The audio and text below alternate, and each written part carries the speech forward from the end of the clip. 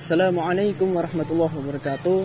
Sahabat semua yang dirahmati Allah, di kesempatan kali ini saya ingin membawakan tema tentang Islam rahmatan lil alamin. Rasulullah SAW diutus oleh Allah. Salah satu fungsinya adalah sebagai rahmat bagi seluruh alam. Hal ini tersirat dalam Quran surah Al-Anbiya ayat 107. Wa ma arsalnaka illa rahmatan lil alamin.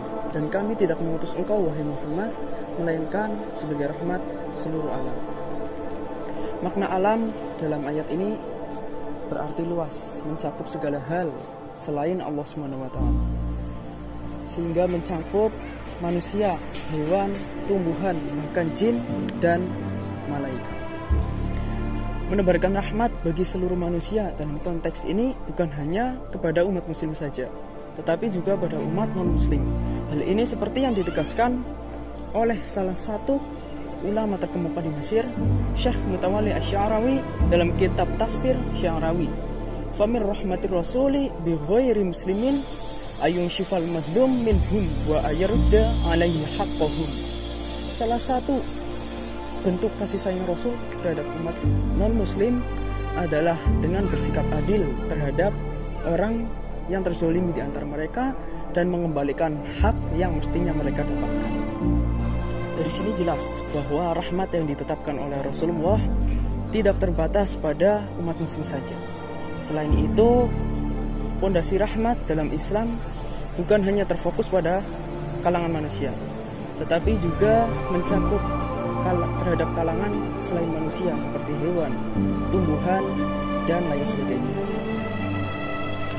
Mengenai merahmati dan mengasihi terhadap hewan, hal ini seperti yang dikisahkan oleh Nabi Muhammad SAW bahwa ada seorang perempuan yang masuk neraka karena mengurung seekor kucing. Ketika ditanya, "Wahai Rasul, kenapa kok perempuan itu bisa masuk neraka?" Iya, karena apa? Karena ia mengurung seekor kucing, tidak memberinya makan, dan ia tidak pula membiarkannya terlepas untuk mencari makanan di luar. Di sisi lain mengenai hal ini, terdapat juga kisah saat itu Sayyidina Umar melihat anak kecil yang menangkap seekor burung. Karena yang menangkap anak kecil, burung ini diremas-remas.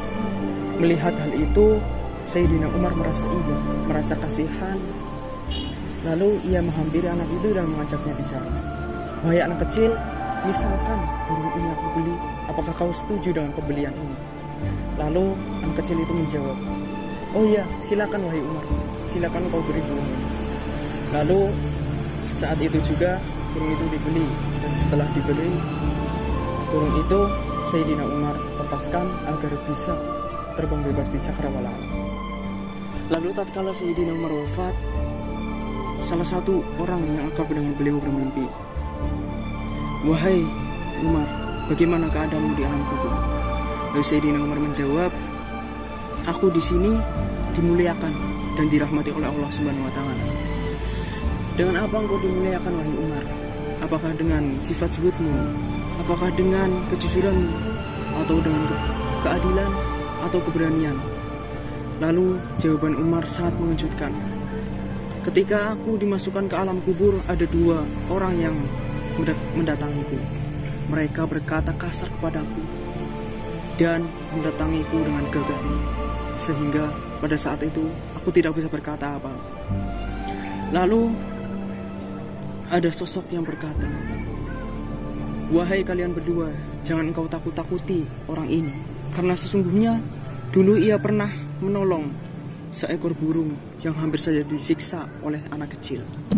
Dari kisah ini dapat kita simpulkan bahwa ajaran saling mengasihi merupakan salah satu pondasi utama dalam agama Islam. Oleh sebab itu, mari kita saling mengasihi, saling menyayangi, dan saling menghormati kepada siapapun, baik itu kepada umat Islam, non-muslim, bahkan hewan dan makhluk lain. Karena itu merupakan salah satu ajaran Rasulullah SAW. Mungkin itu saja yang dapat kami sampaikan. Wallahul muwaffiq ila aqwamit thoriq. Wassalamualaikum warahmatullahi wabarakatuh.